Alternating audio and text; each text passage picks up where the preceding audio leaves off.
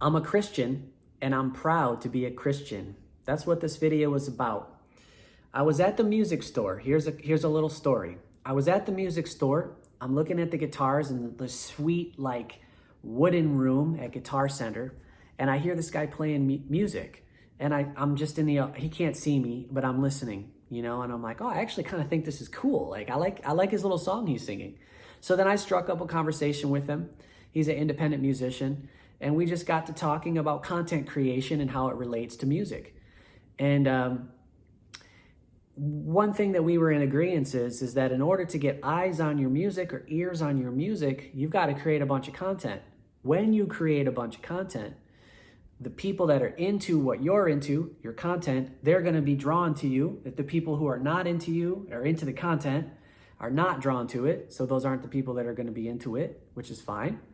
So, and then if your music is a reflection of what, the content that you create, then that's music for the people that are into your content. So this is the new way of the independent artist, which is radically different than, the 70s, 80s, 90s, even early, 90s and a piece of 2000s.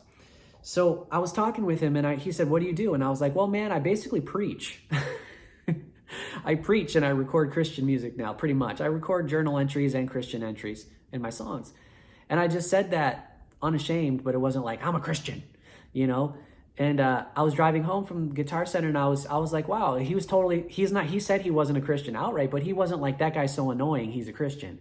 And I feel like being a Christian, sometimes it kind of feels like I kind of feel this pressure to not say anything about it to people because it pisses people off sometimes. And also, it can make a conversation awkward.